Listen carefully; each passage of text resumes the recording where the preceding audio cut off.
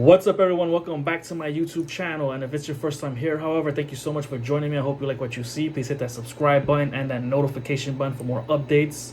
Kingdom of the Planet of the Apes. I saw it about 2 weeks ago, but I've postponed making a video. I've been so busy. I was on vacation for a week, and I know it's been a month since I've posted anything. And I've recently posted up a little short. I've been working on green screen. I've never done green screen anything before, so I'm trying to make something.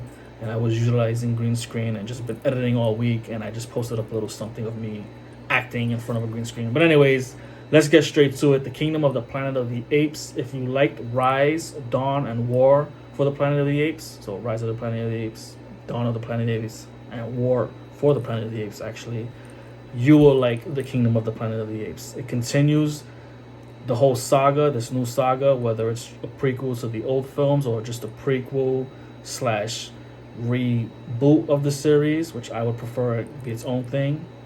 You're going to love it. Now, it is a little slow in the beginning. It is world building. It's supposed to be a new trilogy that's coming out, and I believe they're supposed to be doing more after this trilogy if everything goes well. You know, people see these films, but it was a really great film. Just a continuation of this world. It's generations later from War for the Planet of the Apes. Caesar is gone, obviously. You know, hundreds of years later. And I don't remember how much time has passed, but I know it's generations later, it says. And I would assume hundreds of years later, you know, the apes are still dominant. Humans, they've, digressed. They don't speak at all. But throughout the film, you will find that one character who they call Nova, not Nova from War for the Planet of the Apes. Remember, this is years later. They just utilized the name Nova to call this girl. And I guess that name was passed down from when she was with Caesar, Nova, the little girl in War for the Planet of the Apes. I'm pretty sure she was raised by them, and she passed. I'm pretty sure that name also was because she's been with Caesar and them, just somebody of kind of importance, or at least to Caesar, that they realized, okay, this is his human, that we're gonna just call her Nova. But they find out she can actually speak, and her name is May, and you know something was weird, that she had to be able to speak because of the way she's dressed. If years passed, why does she have like this outfit that's not caveman like?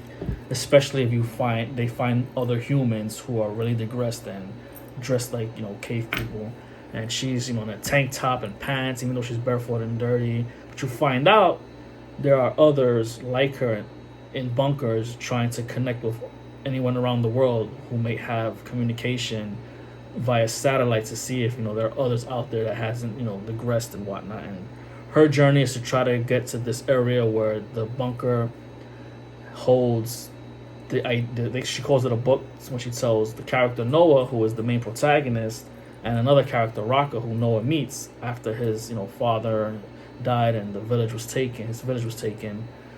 He confronts her, and she tells him she needs to find this book, and they travel to where Proximus Caesar, the villain of the film, the antagonist, if you will, and he, you know, that whole area where his kingdom, pretty much, they're by the bunker, and he's trying to open it because he knows it has secrets that they can utilize for their own benefit, the humans, technology, and weapons and stuff. And this thing's about evolution, and he can't open it, but I didn't pick up on it, but May apparently made a deal with him and told him she was gonna open it, but she had her own agenda and trying to flood the bunker so that she gets what she needed and floods it out so that the apes can't do anything with it.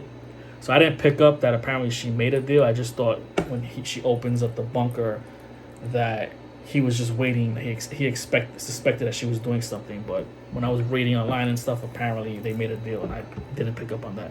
But Caesar from the original 3 films is felt throughout the movie. You don't miss him, but you do miss him in terms of, you know, you want to see more of Andy Serkis as Caesar because he did a great job, and you know, who doesn't want to continue to see a character progress in a world that they pretty much owned. But of course, again, this is generations later, so you don't miss him in the fact that because his presence is felt, his teachings, what he believed in, and there are followers, as well as those who, like Proximus Caesar, he just uses the name. He kind of takes some of Caesar's ways and just does his own thing with it. And there's a word that I'm looking for, but he just twists Caesar's ways. And it was a great film. I thought it was really good. Again, a little slow, but I was happy that it made me continue to want more.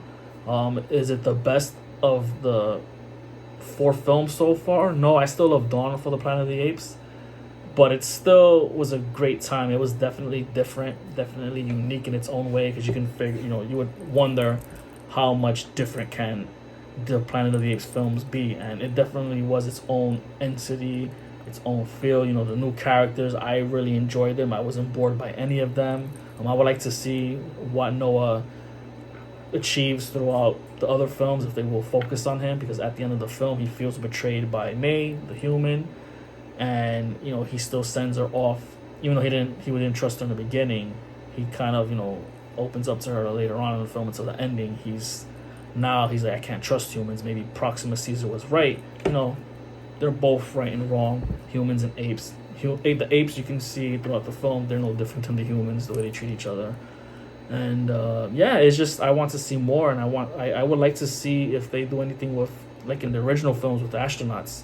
They do have a telescope scene, and they look through it, and you don't know. He says something about, when explaining about the satellite to the other ape, that it was a tunnel that ate light, and it sounds like a black hole. Or I thought maybe it was the telescope itself, because he looks at it the other way. But I would like them to do something with the astronauts if they decide to do time distortion, or I don't want to say travel, but maybe like, because they go through the black hole and they end up in the future, so it's not necessarily them going back in time, like how they did later on in the original Planet of the Apes. I believe it was the third or fourth film.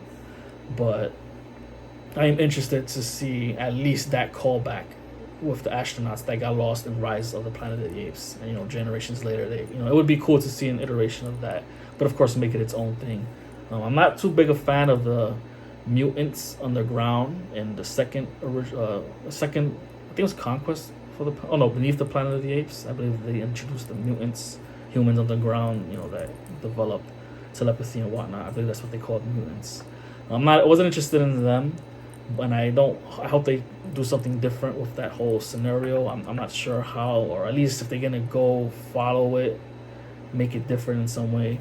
But I enjoyed it. I thought it was a good introduction, a reintroduction to the world. Again, it's a little slow because it is world building, but once it takes off, it does take off, and I felt engaged. And I would think the next films, it'll really be more in the action part of things, because there wasn't as much action, and you kind of seen that with Rise, Dawn, and then War for the Planet of the Apes, that it kind of built up. So I'm excited for that. I think these films are great, and I want more. If I can get more that's just as good as the others, and I do recommend it. If you haven't seen it, please check it out.